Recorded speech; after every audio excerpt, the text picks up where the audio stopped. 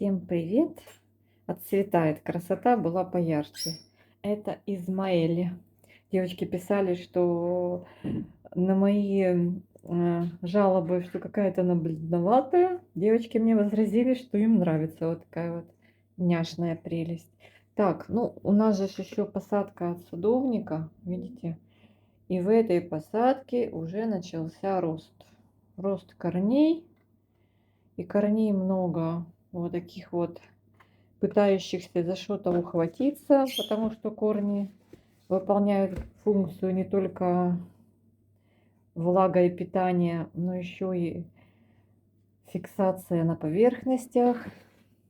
Поэтому вот здесь я, кстати, срезала цветонос, тоже вот он вот такой вот был длиннющий, удочка в окно шла. И здесь было, по-моему, пару цветочков. Ну, может, как и здесь, 3-4 вот так вот. Но он был раньше, и он отцвел раньше. Ну, какова красота, да? Так, насчет цветения кое-что еще доцветает, но в принципе уже не густо. Многие срезают цветоносы. Мне всегда жалко. Мне всегда кажется, что ну пускай еще немножечко подцветет. Ну, не знаю, вот это уже можно, конечно, я думаю, можно срезать. Хотя жалко.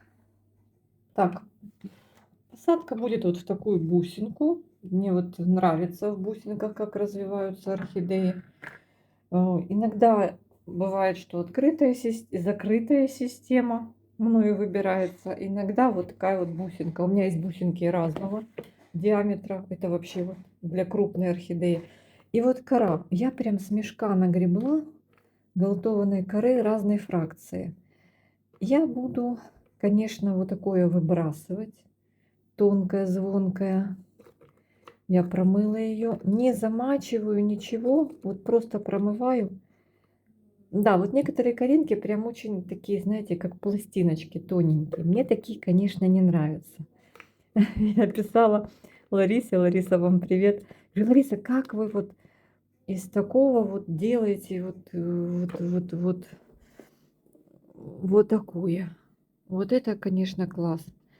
Лариса говорит, Аня, сниму, когда будет время, видео, покажу, как я режу, как я вот это все. Но я пока вот буду, ну, вот такие выбирать кусочки, да. На низ может покрупнее, такого плана. И что хорошо в бусинке, можно отстегнуть и пролить грунт. Есть у меня еще немного живого мха. Вот такого я бы назвала полуживого. Но здесь вот поживее. У меня там, кстати, есть мой мох, который в бутылке у меня сам растет.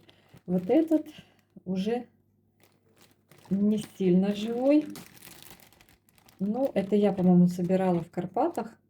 Ну, в принципе, я думаю, что он может ожить со временем в посадке. Это вот мои последние остатки, которые хранились на дверце холодильника. И я купила, я вам уже показывала, девчата. Я вот немножечко пользуюсь. Вот такой спагмос. Я просто кусочек отрезаю, сколько мне надо. Там вот так вот отрезаю. Замачиваю водой. И использую, когда из 1,7 перевожу там в 2,5. Именно этот спагмос использую. Так, ну что, сейчас будем доставать эту красоту из ее. Она вот так у меня росла, видите, в ведерке. Есть там корешок немножко. Ну. Наверное, он не даст нам беспроблемно, чтобы орхидея вышла. Ну, и, в принципе, можно протолкнуть. Нужно обминаем. Здесь мох так разросся. Видите, был мох посадки от садовника. Вот прям жалко вот так делать. Кажется, что вот можно повредить эти растущие корешки.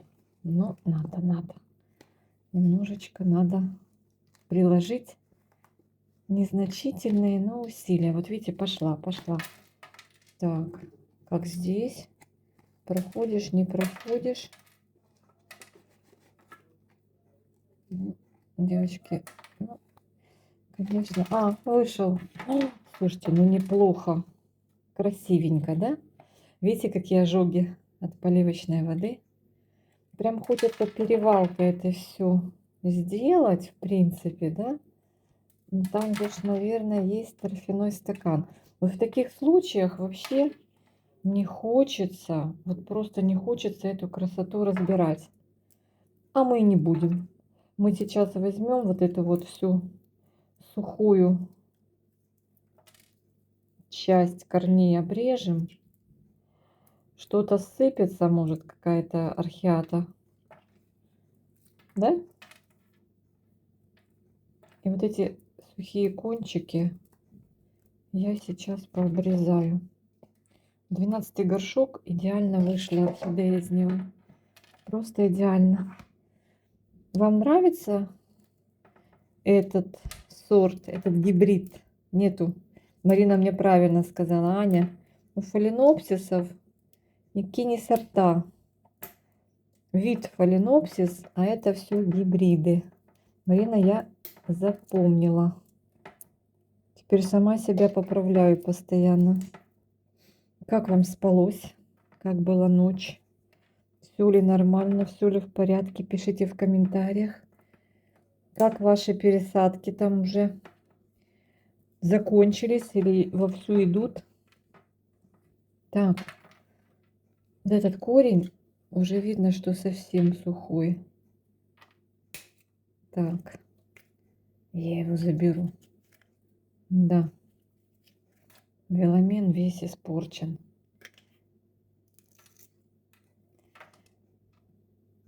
Посадка давно запланирована. Кстати, видите, вот там вот остатки листьев. Как вы думаете, там есть торфяной стакан или его нет? М? Я знаю, что он там есть, и я его уже отсюда вижу. Но не факт, что орхидея прям страдает от его наличия. Возможно к нему добраться. Вот он. Возможно. Вот, видите, вот. Вот здесь он. Вот я его, вот все, я до него добралась. Мы можем вот так, чтобы не разбирать сильно ком, мы можем аккуратно вот так ручками по кусочечку этот торфяной стаканчик изъять. Слава богу, нет оплетки, девчонки, мальчишки. Слушайте, ну орхиата и чипсы очень даже здесь в хорошем состоянии. Орхидея, а вот корень плохой. Очень даже неплохая орхиата. Вот, смотрите. Все, наши все опасения сведены на нет.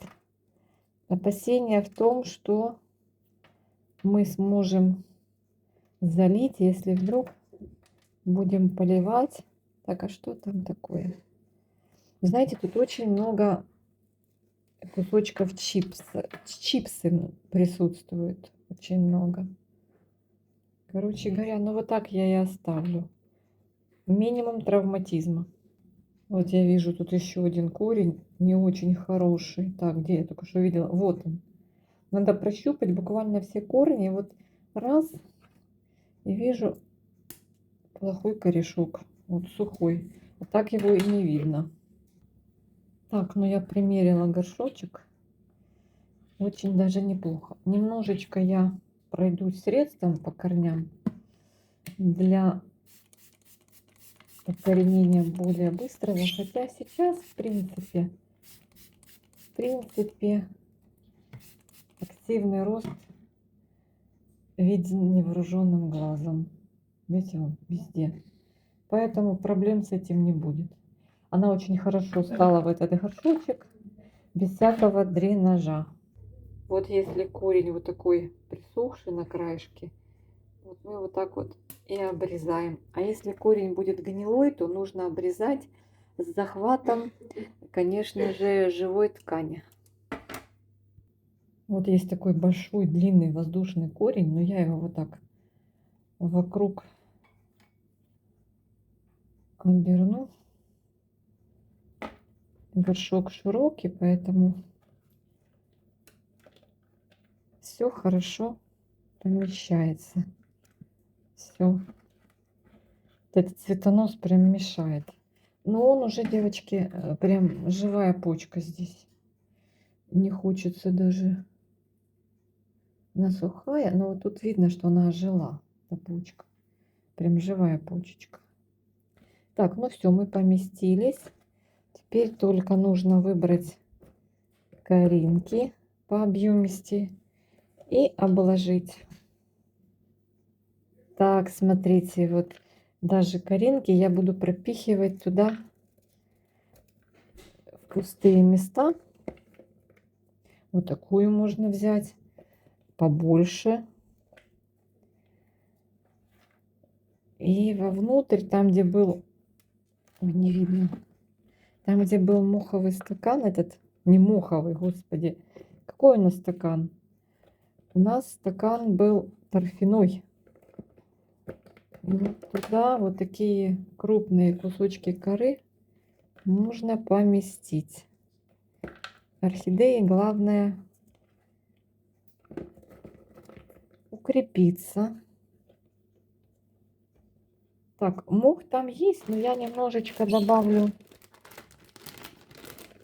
слегка добавлю мха, чтобы он работал как фитиль.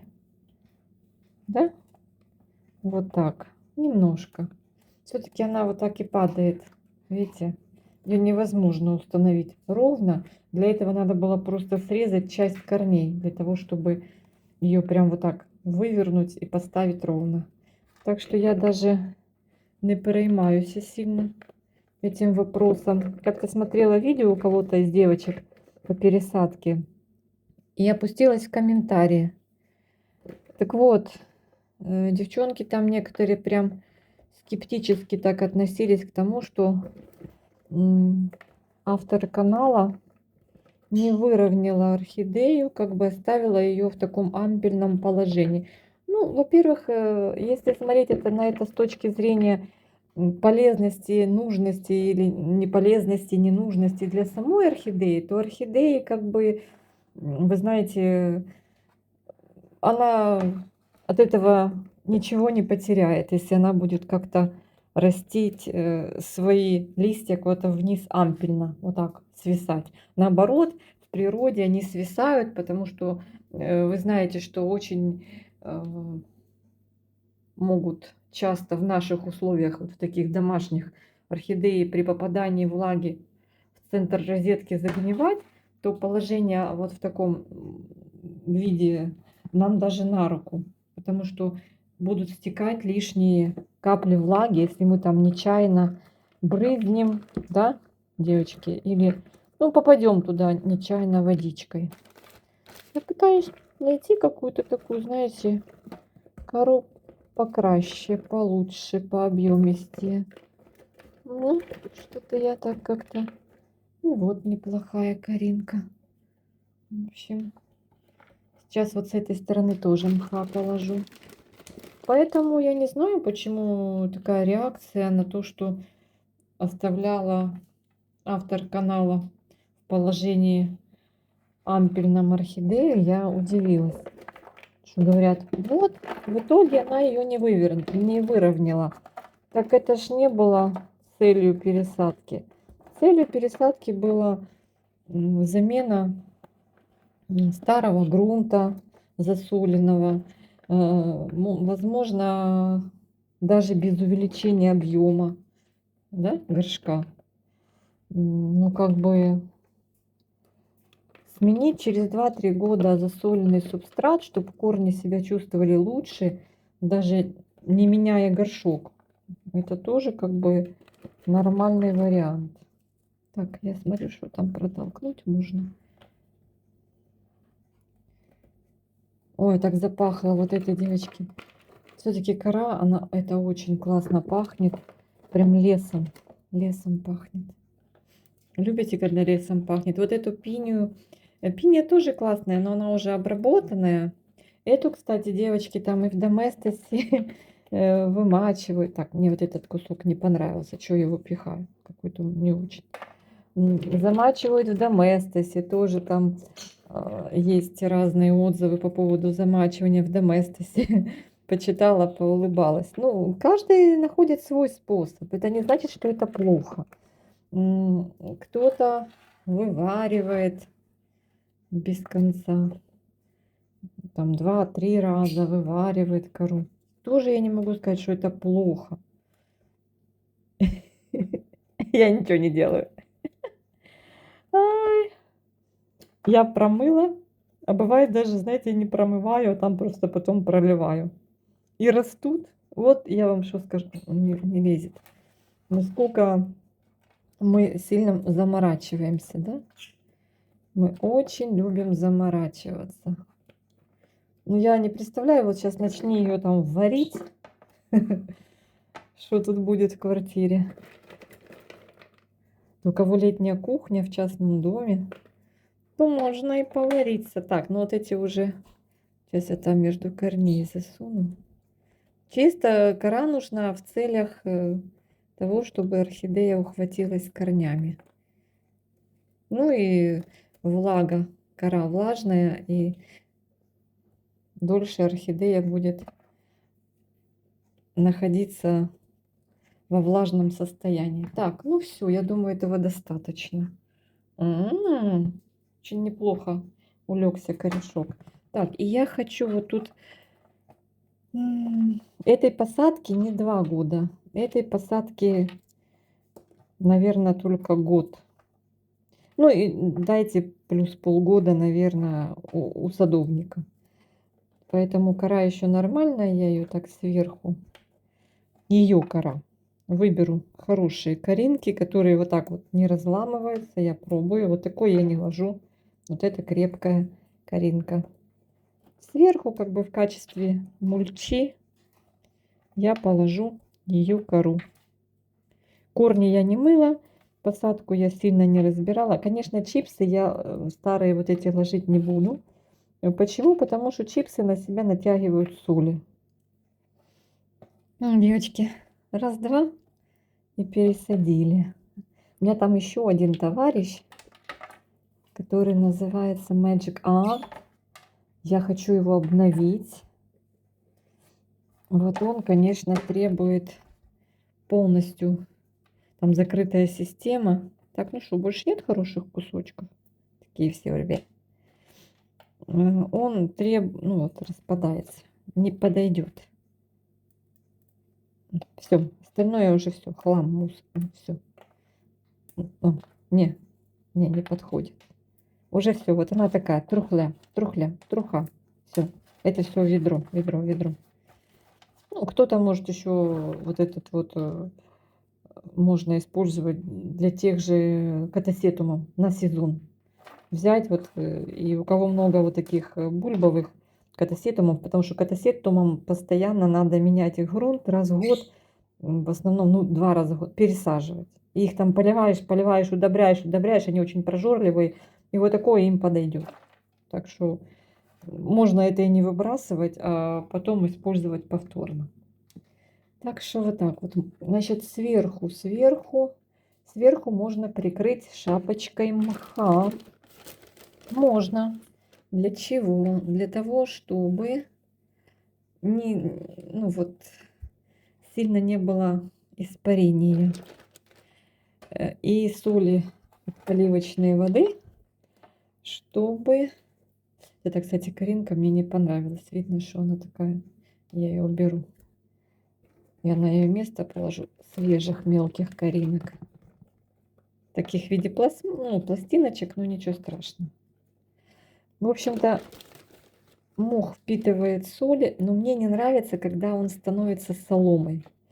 Мне даже больше нравится, когда вверх мульчируешь коковолокном. Как-то, ну здесь просто оно не ляжет. Если бы она глубже села, но из-за того, что много корней, она не села глубоко. Так, девочки, мальчики, сейчас пару движений и вот так вот.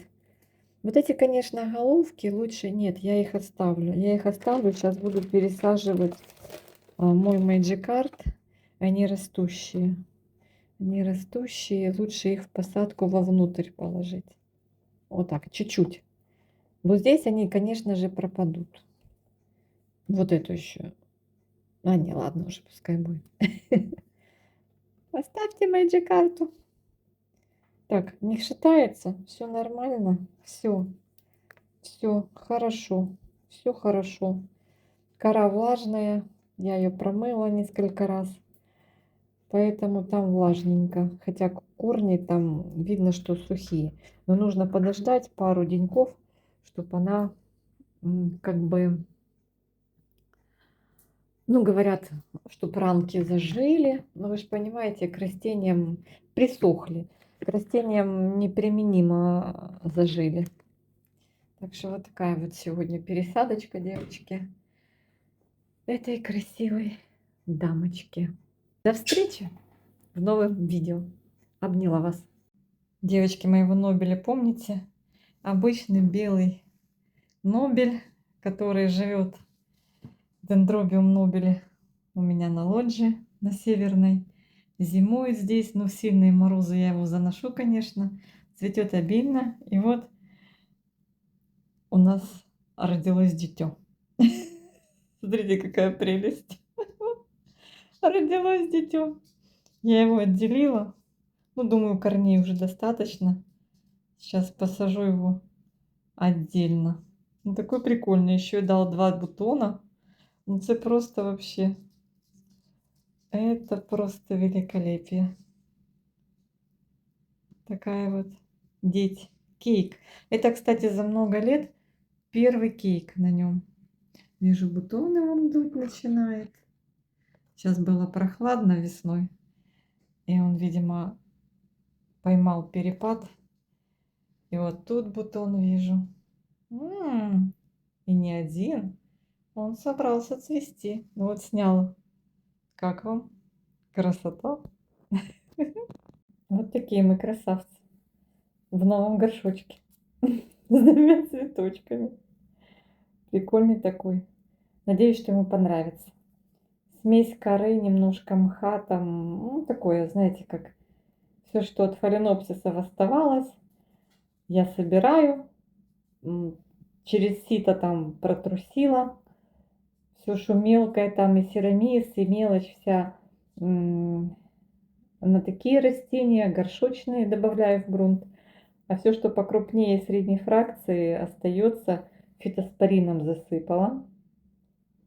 Оно там, все, что плохое, ушло.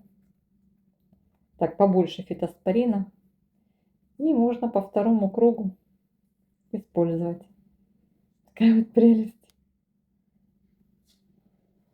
Классненький, только цветочки вверх ногами. Губа, видите, кверху. Как на мамке сидел. Такая красавица.